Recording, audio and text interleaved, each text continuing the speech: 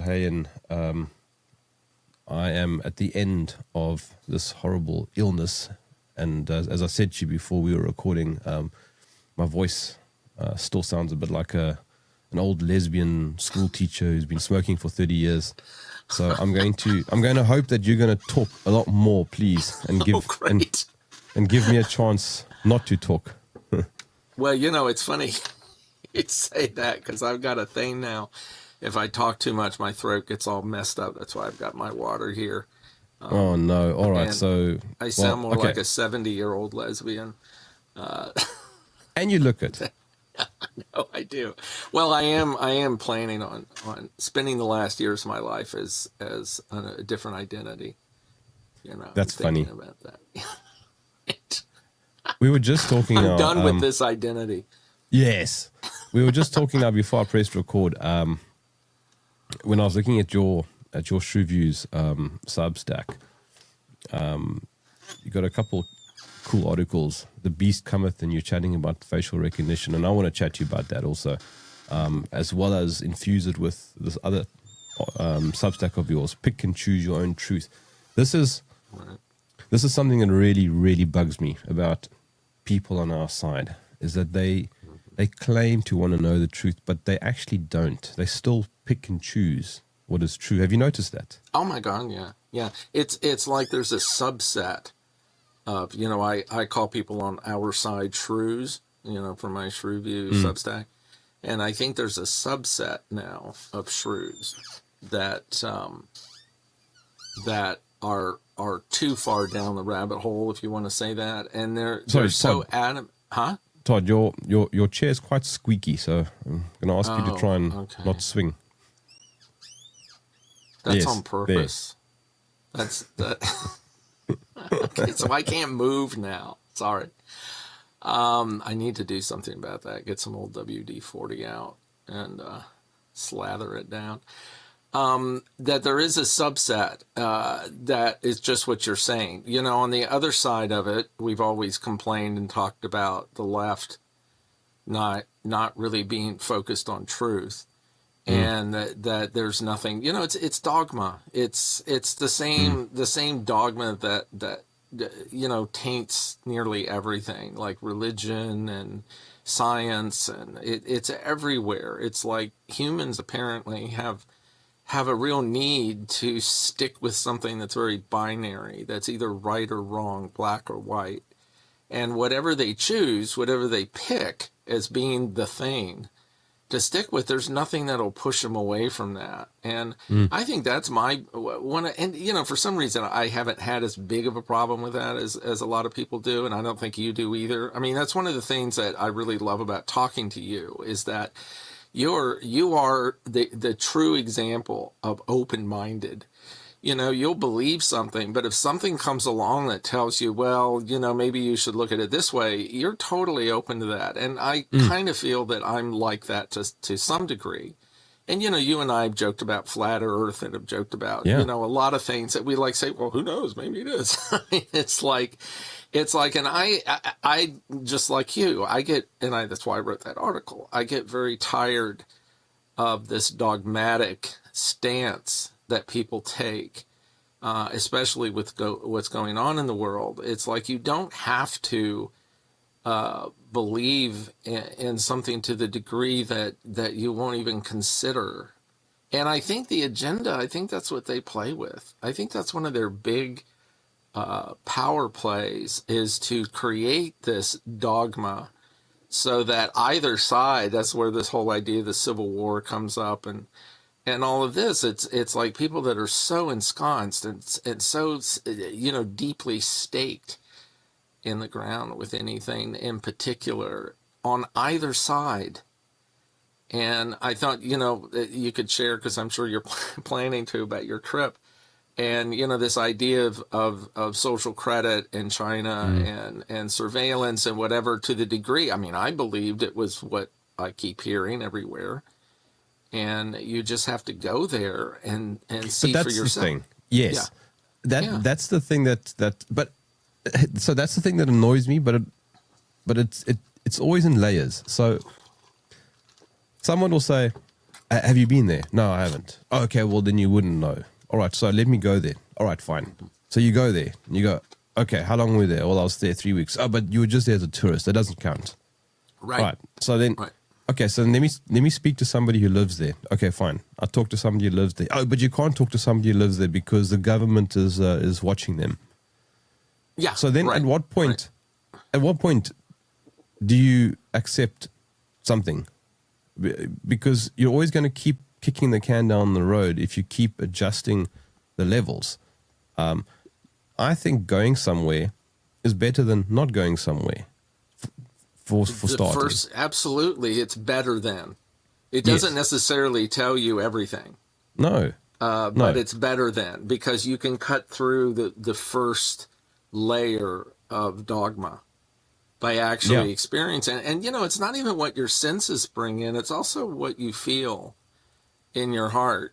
When you're somewhere where you're physically in proximity and physically engaged, you learn an awful lot by very subtle clues. It's not as easy to trick you when you're actually there. So when you're there, you may not see the things that will prove to you that, say, the surveillance or the social credit is not as prominent as what everybody's saying it is. You may not actually see it, but you're going to get a sense for it. And that's also not 100% correct, but it's better than. It's better than just inputting through the mind, the intellect, reading things, hearing people talk about things. That's limited to a really large degree. You do have to be there, I would have really liked to have gone to Russia. I have a lot of contacts in Russia, and I used to record there a lot. And, I really played with the idea of going to Moscow and really getting a feeling for what's going on in Moscow and in Ukraine by being there and talking to people and just being around it. I think it'd be a very, very different picture of the propaganda that's been pumped into us. This is what my friend Nick Hudson refers to as complex systems. Kit Knightley from Off Guardian refers to it as the fake binary or false dichotomy, where everything is being placed into a 1 or 0, a binary choice. Yeah. And this is the problem that a lot of people on our side, quote unquote, have, is that they are not able to see the gray. They're not able to see the complexity or the nuance. They are caught up in that fake binary, that false dichotomy. And they'll, for example, China is a dystopian hellhole. Okay, so I went there for 3 weeks, and I went to 9 cities. And is it a dystopian hellhole? No, not at all. It's a highly efficient country. It's very technocratic. Do I want to live there? No, I don't want to live there. But I don't want to live there for a pile of reasons, Todd. And one of them, because it's not my home. That's the primary reason. It's not my home. Right. Home is where the heart is. My heart is not there. It's here. Here on my African continent, where everything's broken. This is what I know, and it's what I love. But is it a dystopian hellhole? No. Is it rainbows and unicorns? Definitely not. So it's somewhere in between. Yeah, well, which is what most things are. Most things are in between. I mean, one of Carl Jung's favorite quotes is this idea of the tension of the opposites. That real life takes place in the middle, not on either extreme. It's where the two extremes collide. And, there's a lot of depth to that. It's not so much to be taken literally with events that go on in the world or whatever. But I think there is truth to that, even applied to things like what we're talking about. You have one extreme that says one thing and another extreme that says another. And most likely the truth is somewhere in the middle where it's fuzzy, where you can't put a stake in the ground and claim that is the truth. And I don't think people are comfortable with that. I think people want that. What I keep saying to people that argue with me, and believe me, I have a lot in my family. I am definitely surrounded by liberals and woke folks and whatever. And one of the things that when we get into arguments that I always say over and over again is I say I don't really care. And I don't mean that in a flippant way. I mean that I'm not going to stake my everything on whether Trump is right or Trump is insane and is going to kill the world or whatever. I'm just going to stay in the middle. I and maybe once in a while I'll lean over to one way or the other way with what I write about or what I think about. But there are very few, just like we were talking about before, there are very few things that I would stake as truth. And they're very broad, like love is truth and murdering masses of people is not, things like that I will be willing to stand to. But even that, that's based on morality, and morality is a fuzzy thing. At least Nietzsche believed it was. Certainly the religions don't. Christianity has a moral code, and probably all the others do too, that they believe is pretty concretized. But you were talking in your one Substack here about picking and choosing your truth. Where is it now? You're getting perplexed by the sheep types, quote unquote. You're watching something by Mickey Willis. Oh, right. Yeah, that was a while ago. I can't remember a lot about it. It was his documentary on vaccine injuries. I can't remember the name of it now. I think I mentioned it in the article. It's very, very popular. But it came out a while ago. Follow the Silenced. Silenced, right. And I think that's where, this is where I do tend to, and I think we all have to, I don't know if we can go through life and certainly not go through, like for me, I'm a writer, you're an interviewer. I do think you have to have some basis of belief that's a little more concrete than in the gray area. And one of the ones that I take is certainly that all of this COVID thing was, to use the strong term, hoax. I'm not quite convinced that everybody that was pushing this at the top were aware and conscious of what they were doing. I mean, they may have been, but I'm not necessarily there. But I do believe the thing itself, and the vaccine itself for COVID is a big problem. And I'm putting it lightly just to stay in this kind of fuzzy area. But I have pretty strong feelings about No, but that. I don't think, hold on. I don't think everything needs to be fuzzy. I don't think everything needs to be nuanced and complex. I think there are some things that, in my view, are very obviously binary, like the vaccine.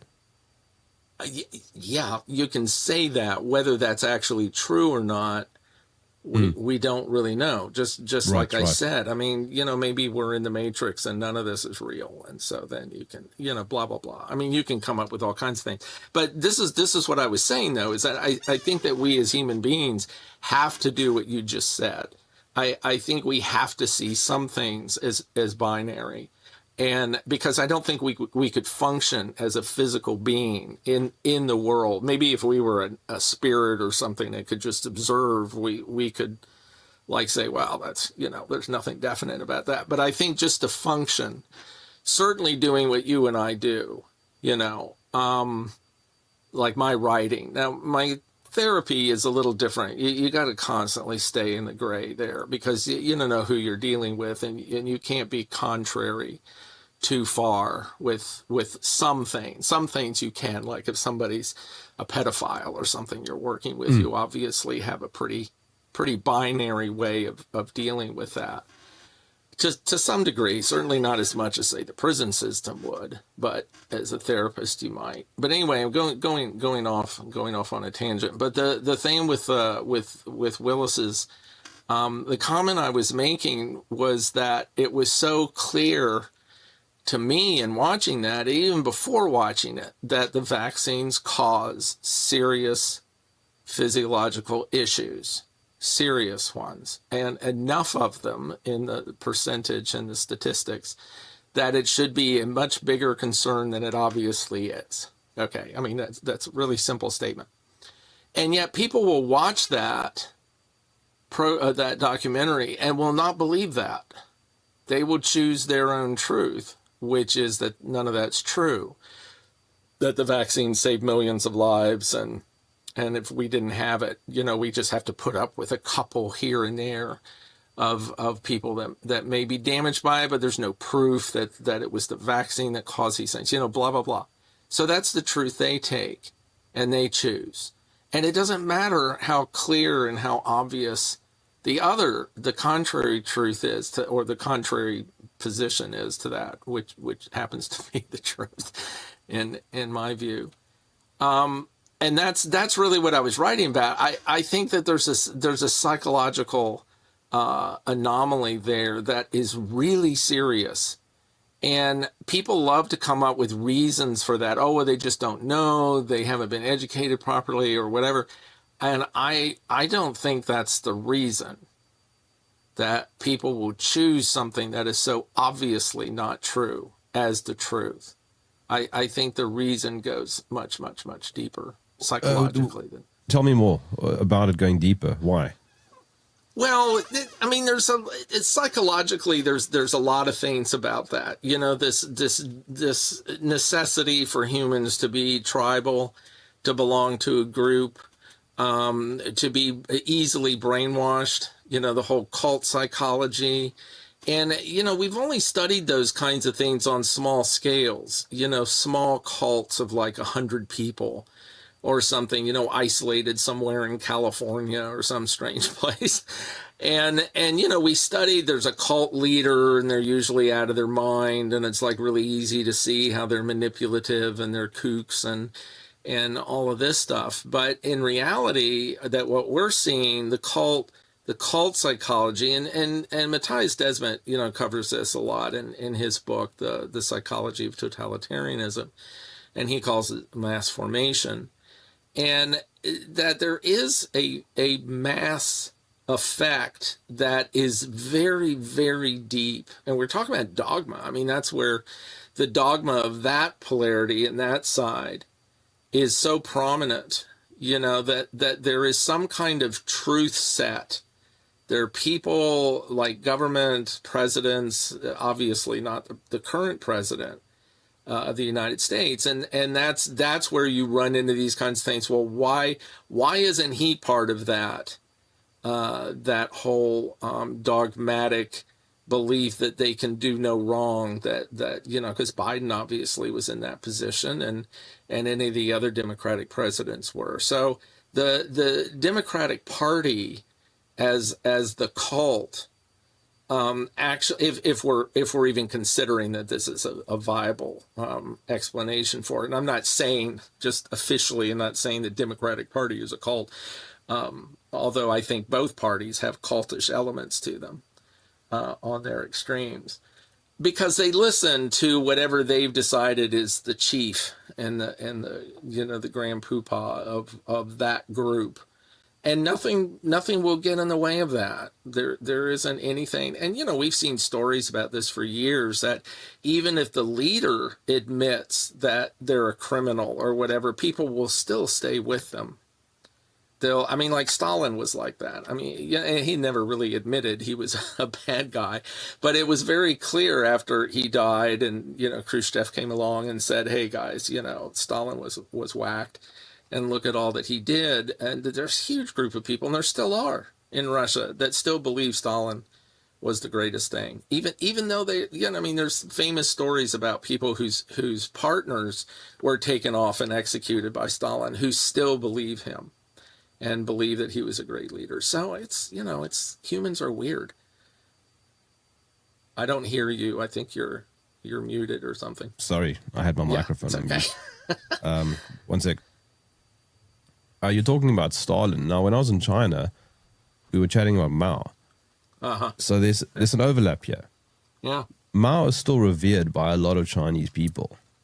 I'll bet. In the same way that Stalin is revered by a lot of Russians. Now, The question you have to ask yourself, Todd, is why? Are they simply crazy? Or is there something perhaps that we don't know? Well, I think it's a little bit of both. I do think that both of those leaders, even Stalin, and Trump may end up like this, although I don't think Trump is murderous the same way Stalin or Mao was. I mean, some people believe he is, obviously, but I don't think he is. But anyhow, they'll end up seeing him, seeing all the good things that he presented, and you can see that in Mao, and what he originally did with China to bring it into this consolidated ideology and whatnot. I mean, his big downfall, in my opinion, was the Cultural Revolution. But he was waning at the beginning of that. He was starting to lose some of his power, and he set that all up in order to regain it. And that's where, and if anybody out there is much more versed on the history of China, because I don't know that much, but the little bit that I know, or the little bit that I've read. But yeah, I think when I say it's a little bit of both, a little bit of crazy and a little bit of what we don't know, we obviously didn't live through that. And we don't know the power those men had on the people and on the people's hearts.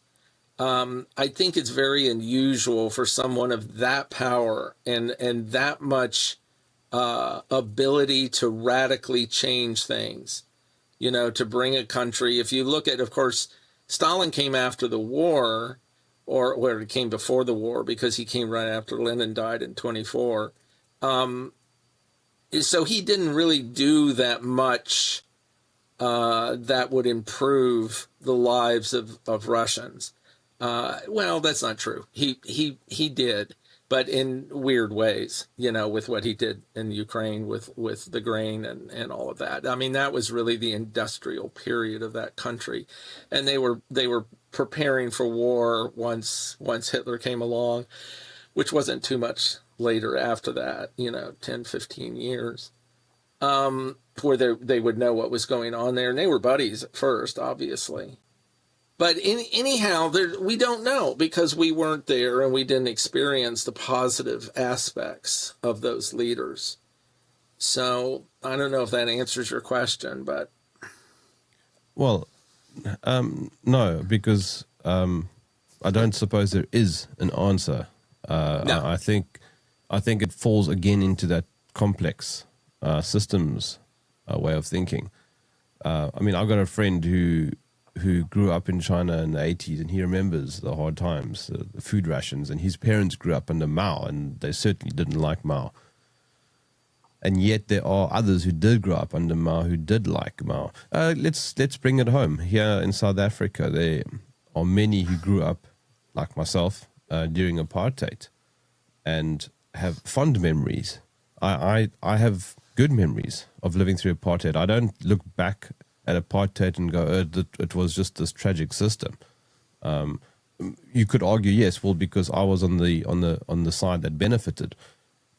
That might be the case, but it is nonetheless true that I don't have a bad memory of it.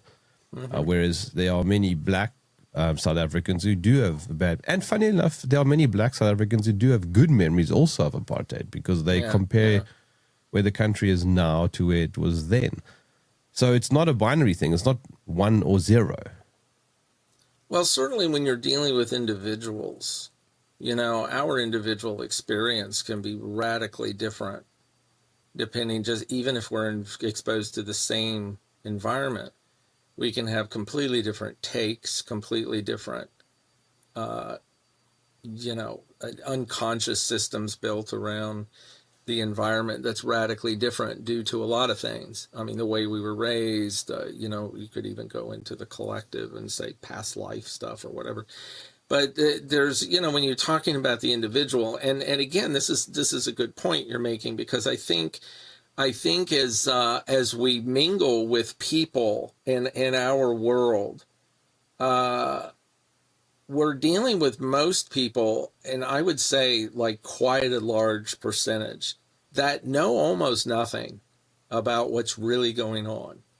They know what the news tells them. They know what social media tells them. They know what their friends tell them. And when you consider that most of those sources are corrupt, as it is, obviously the mainstream is very, very left-oriented and biased, very much against Trump and the Republicans and the conservatives. I mean, almost to a point where, if you want to go all the way down that rabbit hole, to the point where it's entirely made up of negative propaganda toward those other things. So anytime Trump ever does anything, just to use him as an example, he's not the only one, it's spun to, he could do anything and it will be spun to be a negative. I mean, like this whole thing with Gaza and Israel, I don't see that in the news.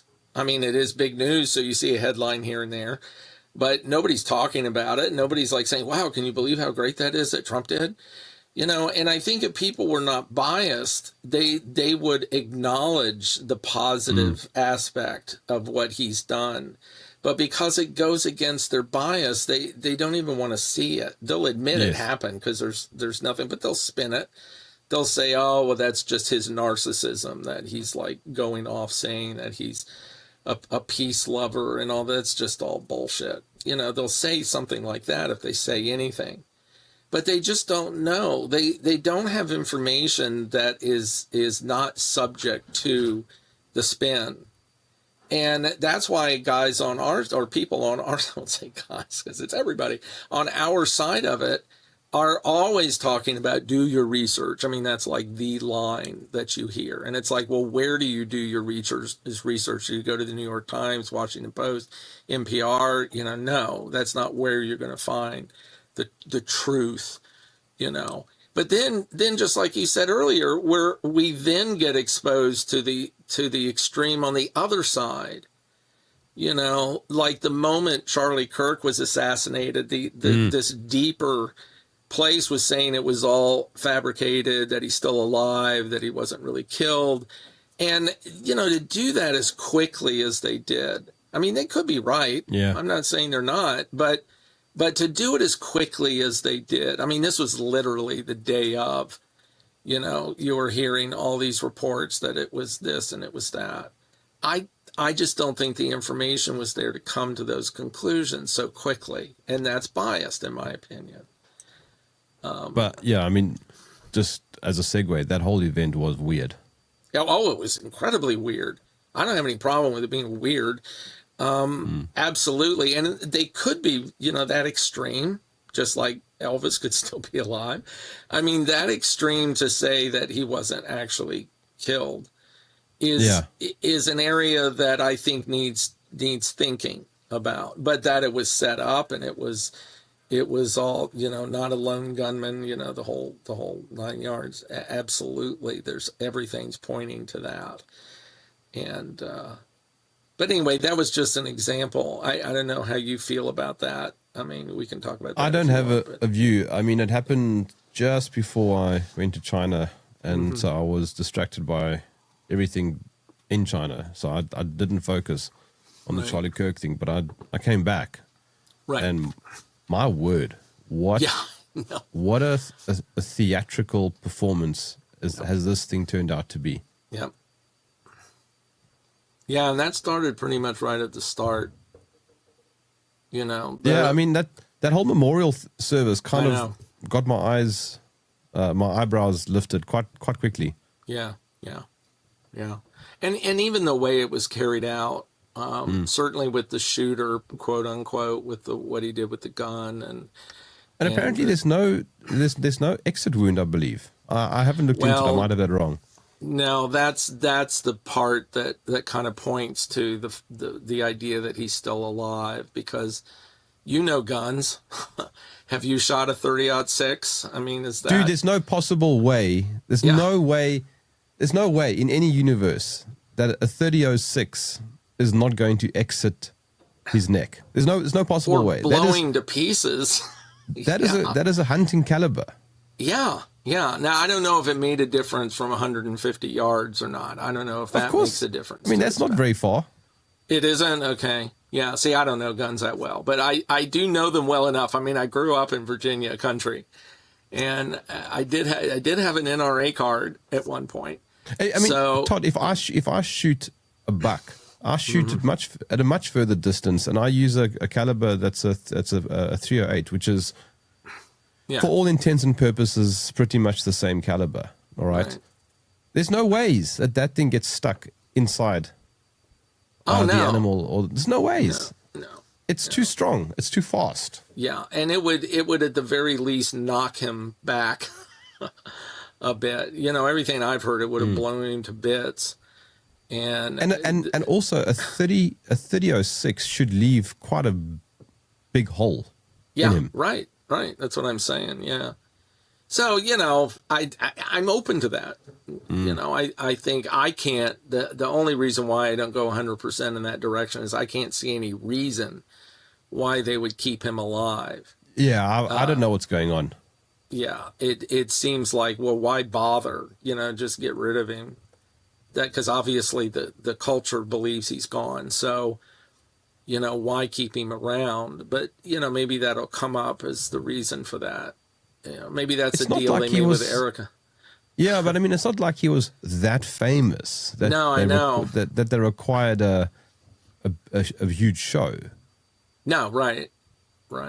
Yeah, it's weird. That's why the thing's weird for me. It's all weird. It's very, very weird. It's a very weird topic because I think primarily because of what you just said, that he wasn't that famous. I mean, he wasn't that much of an like a symbol for anything all that extreme. I mean, he was an extreme. But he's more famous now. Oh, he's famous now. That's for damn sure. Yeah. You know, yeah. And I liked what he said, too. I didn't agree. You know, the old line is, well, I didn't agree with everything Charlie said. Well, I don't. I mean, I don't agree personally with everything that he said because I'm not that hardcore of a Christian. But the way he did it, I think, was exemplary of the whole idea of free speech with people that you disagree with. You know, that a lot of the people, obviously, that he talked to disagreed with him and they debated him, and he never lost his cookies. He never preached anything negative toward those people. He would just try to explain. He was really good at that. I mean, he was pretty brilliant with how he could put together the things he's learned. And I mean, he could quote the Bible anywhere, which is always astounding to me that anybody can do that. But anyway, and there is, you know, just going back to that picking your own truth. I mean, there certainly are huge groups of people that choose to believe a particular thing, and they will box out anybody that believes anything different. Like going on, I mean, just using the Charlie Kirk thing to continue with that example, there are groups of people that I interface with quite a bit that right from the start believe that he was alive and that it was fake to that degree. And I said, well, you know, I said the things that I'm saying here. I said, well, why would they do that? You know, why can't we just stick with it? Oh, I didn't even say it that way because that's me trying to get them, convey them, or try to get them to be on my side of it. And I didn't do that. I just questioned the idea was dead. And I got hit with, oh, well, you're falling for the psyop. You're a weakling. You're just like all these other people. And I'm like, no, I'm agreeing with you. I'm just not agreeing with the details. It's like, is that okay? You know, I'm still a shrew. I'm still on your side of the fence. But just like what you were saying earlier, you know, oh, well, you don't really know. You're a tourist. You couldn't have gotten any information from China, you know, that was true and that was reliable because you're just a tourist or you're this. So you were put down for what you were contributing to the conversation. You know, say, well, we need to think about this, in my opinion, a little bit more because I was there, and people should go, oh, that's interesting. Gee, you know, well, maybe it's not as bad as we think or whatever, but they don't. They have to stick with what dogma that they've accepted as their truth. Yeah. This is this is a problem that keeps coming up, though, with our side, quote unquote, because there isn't really an our side. There's just a collection of people who agree on some things and who disagree on other things. And I would say our side is the truth, because we'll go to any side if that's where the truth is to be found. Yes. Does that make sense? It's like what makes us what we are is the truth. And the left side, or whatever you want to call it, if they want to come over to the truth, then they're on our side. And if we want to go over to the truth that happens to be what they believe, we're not really changing sides. Does that make sense? Yeah. But I mean, why do you think the truth, quote unquote, is so important? It's a legit question. If it's you a actually really think good about question. I laugh because I can't tell you the number of people I know. Well, actually, it's not that many. The number of people I know that don't care if it's the truth or not. They don't care. They go, this is how I want to conduct myself. I want to conduct myself that I believe that, say, masks are something we should wear, just as an example. And I will say, well, what happens if the masks don't do what we've been told they do? That they don't stop disease or this particular disease from getting into your body. What happens if we know that for a scientific fact, the truth? They go, I don't care. I'm still going to wear one because it's what the culture has decided is the right thing to do, to show your solidarity, to show you care about people and you're not selfish.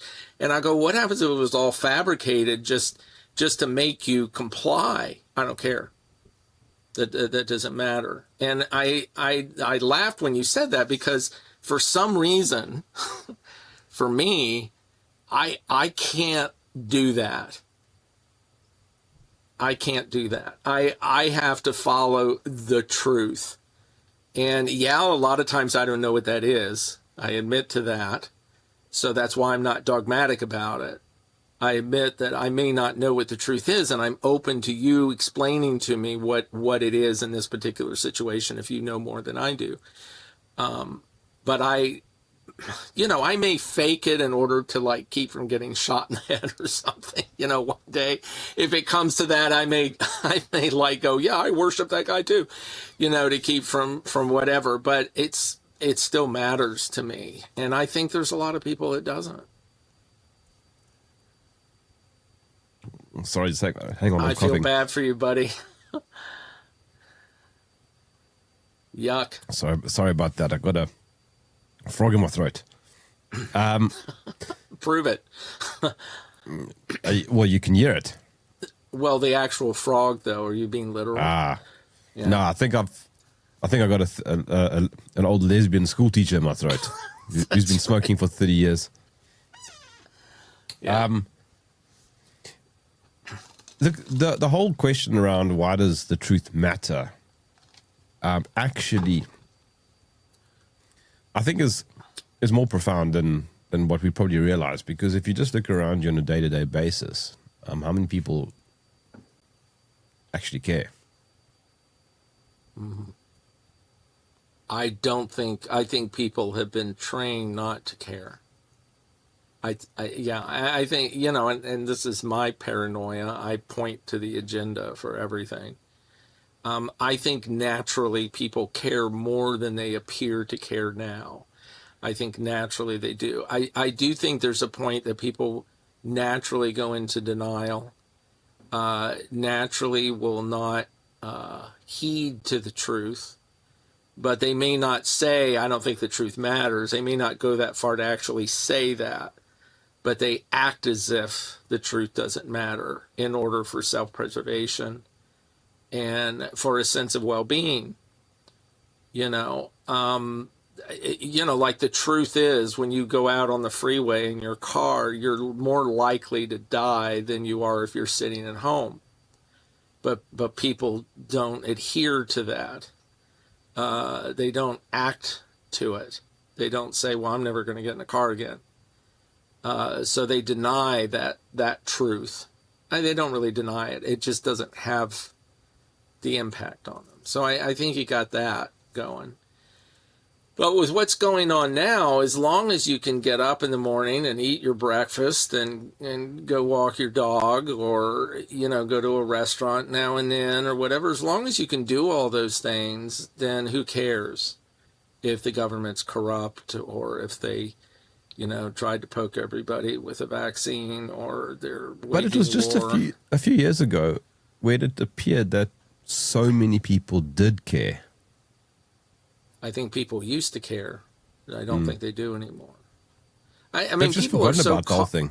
Yeah. Huh? They've just What? forgotten about the whole thing. I think we're so trained to be consumers now, and instant gratification, and just accommodating the senses. What makes me feel good, what makes me happy. I think we're anesthetized by that, and it didn't used to be that way at all. I mean, people were anxious. I mean, just as one example, young men were anxious to go to war, and knowing they could get killed, knowing that it would be miserable in the trenches. I mean, they didn't know all of it, obviously, but knowing all those discomforts, but it wasn't that important. I mean, people used to be big explorers. They would go. I mean, look at the thousands of people that went and worked on the Panama Canal, and they were pretty certain that 5 out of 8 of them were going to be dead from cholera or whatever it was. And people were really into that. They were into exploration and into risk taking. You don't have that anymore. And I think that is tied into this truth thing we're talking about, because as long as everything's okay, as long as my senses are satisfied and I can still go to the mall and buy shoes and whatever it might be, as long as all that's still functioning and happening, then why should I care about what's going on in the Middle East or what's going on in Europe? Well, the reason why I was asking that is because I'm trying to figure out what actually is the default human position. Is the default position actually not to care? Because it's a matter of self-preservation. You can't change what's going on in the Middle East, so why do you want to even care? Or is there an attempt by people to deliberately switch off? I don't know which is the default. That's a really good question. I think the default, I do think, unfortunately, it's related to self-preservation. That you would care about things that you had control over, that there was a locus of control, and that the things you would care about are things that could harm you. I think that's, to go down to the really, base level of it. I think humans have gotten a lot more sophisticated than cave people. Those early cultures, 50,000 years ago, however long ago they were. I think it's become more sophisticated because we're philosophical. We have religious morals. We have all kinds of things that we would care about. And I do think from a sophisticated level, those things are natural. I think that humans naturally have empathy. They naturally care about other humans and how they suffer. They may not have a million years ago, but maybe they did. I don't know. I wasn't there, so I don't know. But I do think that has become considered, consciousness of the heart, as Schwaller de Lubitz, who is a researcher in ancient Egypt, actually, a big part of his life, philosopher, blah blah blah. And he claimed that in ancient Egypt there was a distinction between consciousness of the intellect and consciousness of the heart, and that we were innately born with an awareness of what was important, which was like a moral code, which included empathy and care and those things. But I think the agenda has pushed us so far away from those natural tendencies. And, we still have them. I mean, everybody hates Trump. They care about him. They care about all of the bad things he's doing, like sending troops into Portland and stuff like that.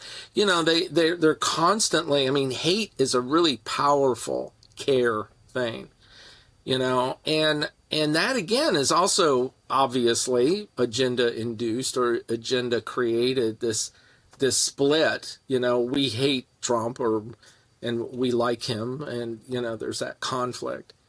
So you can't say that people don't care about things that don't directly affect them. They care about the racism and the misogyny and the whatever they want to label Trump with. They care about that. So you go, well, why don't they care about what's going on in the world from a higher level? You know, the whole globalization, central government, and that kind of thing. They don't care about that because it's not impacting them. Well, Trump isn't impacting them either, but they still want to hate him. It's complicated. I look at Trump in a nuanced way also. I like some of Trump and I dislike some of Trump. Mm-hmm. I mean, let's not forget Warp Speed, and let's not forget Stargate. Yeah. Borla, the thing he did with Pfizer recently. Yeah. But I think it all horseshoes to the idea of nuance, and nuance also means more detail. Yep. And that's, I think, exactly another issue is that people are just lazy. They don't want to get more detail. That's exactly right. Yeah, and that again, you know, I keep pointing back to the same thing over and over again, but I think that's because we're now in a culture that is so focused on consuming and satisfying senses that just like somebody doesn't want to go travel somewhere and explore something new in the world because it's not going to be comfortable. It's not comfortable to know things. It's not comfortable to read, or, you know, for a lot of people, not everybody, but for a lot of people. And I agree with you. If this is what you're saying, I don't think you can have a really true grip on truth unless you're informed. You may feel it, okay, like we were talking about earlier. You may feel it in your heart and just know. And I shouldn't say may. I think unless we've got that covered up, which a lot of people do, we will have an insight. We will have a gut feeling about what's right and what's wrong. And that's what the ancient Egyptians said, that it's an innate quality that we're born with. I don't think it's 100% correct, and I think if it's covered up with a bunch of garbage, which again would be propaganda and whatever, it's very hard just to trust that and to see it.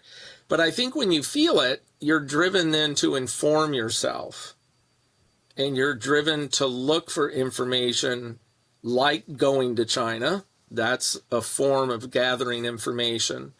I would love to do that. If I were free to do it, I would go to all the, just like I said, I go to Moscow, I'd go to Ukraine if I could. I mean, I would go to these places because I want to see what's going on there. I want to feel it.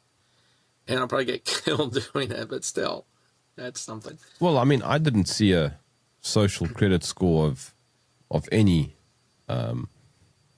significance. Do they have a social credit score? Yeah, probably. But it's no different to what you've got in your country.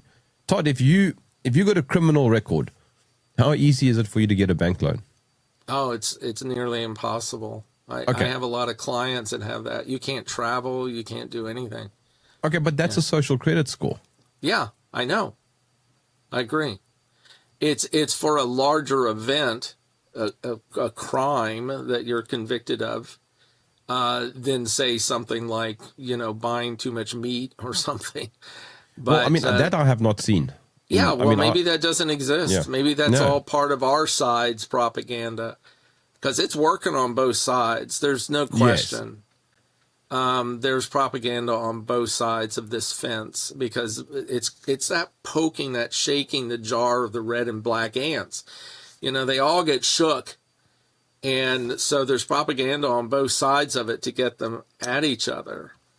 That makes it a lot harder, because it seemed like it used to be that most of the information coming from our side was legitimate. I don't think it is anymore. No, definitely not. Yeah. I mean, that's the whole thing. Or It's ever. it's the fog of propaganda war. Mm-hmm.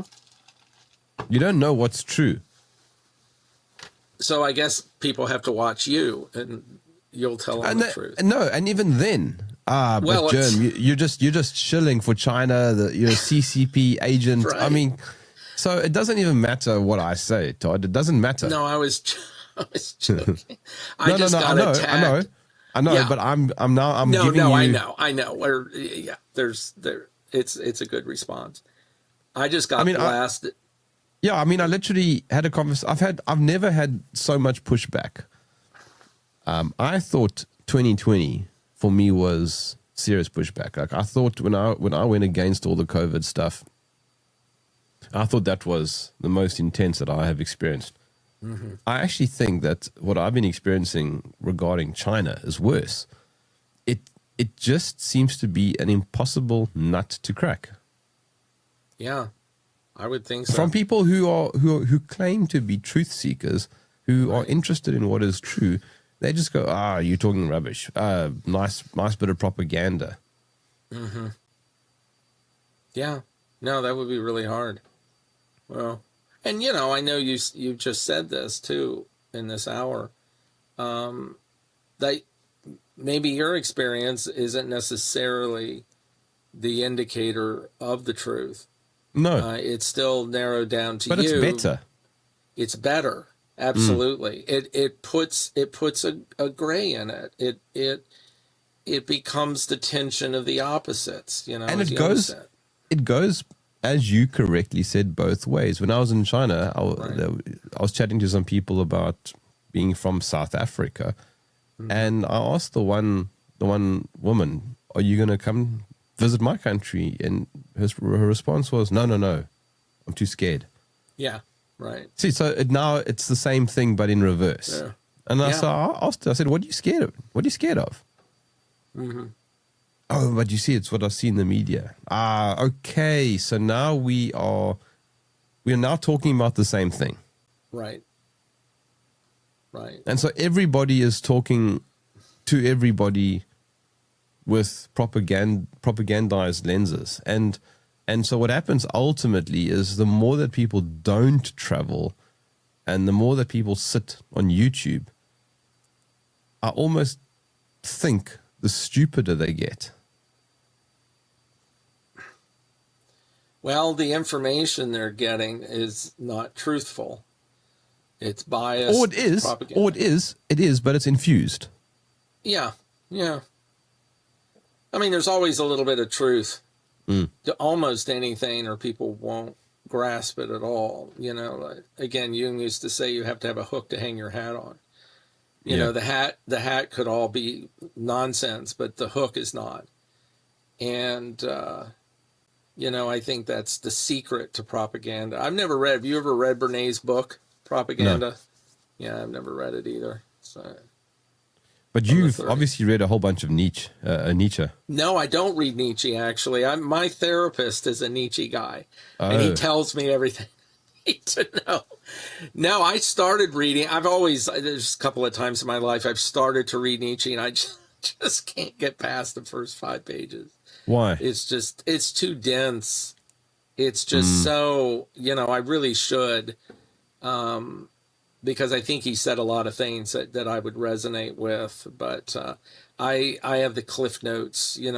My therapist will tell me, or I'll read something online about what Nietzsche said. But no, I'm not like Jordan Peterson. No. I don't think anybody should be like. Yeah, nobody should be like Jordan Peterson. But sorry, go on. That's another weird thing going on with him being in the hospital and almost dead. There's something really fishy about that too. There's a whole bunch of those sort of A-list alternative types who are taking a break. I think Russell Brand's taking a break also. well, yeah, they attacked him. So, yeah. And his daughter, Jordan's daughter, saying that she thinks it's some spiritual attack. Yeah, I saw that. Did you read my devil article by any chance? No, I've got it here in front of me, but I didn't get to it. Yeah, that's another interesting one to talk about because it like literalizes this whole. I've got it. Yeah, the devil made me do it. That one. Yeah, but it's like, I mean, it reminds me, and I even mentioned this in it, is David Icke's position with the lizard people. You know, he's come out again with that, eh? I don't know. I don't listen to him much. Yeah, I saw this week. Because I know that was an old idea of his. I don't think he's talking about it. He's refreshed it. I saw this week. He was talking about... Oh, has he really? Yep, okay. He spoke this week about shapeshifters. Oh, okay. Well, you know, I'm beginning to wonder if that's true. And there's something, you know, with all the alien talk and everything. I mean, there's something about, and maybe this is why people used to do this all the time. They, of course, believed in the literal devil and, you know, or spirit possession or whatever in that literal sense. And it answers a lot of questions. I'll say that. Well, it sort of does, yes. Yeah. When you push it into this science paradigm, oh, well, that can't be true, then you miss a lot of the explanation that comes along with it. And, you know, science was the science of psychology, if you can even call that a science. Of course, they want to really badly. But the science of psychology has always had an issue with multiple personality disorder, which it used to be called that. Now it's called dissociative identity disorder, which is something, speaking to my therapist, that he's an expert in and has done had a ton of experience working with people that were possessed and with evil spirits or whatever they might be. Of course, back in the day, that's what the answer was to any of that. Schizophrenia, psychosis of any sort, it was an evil spirit.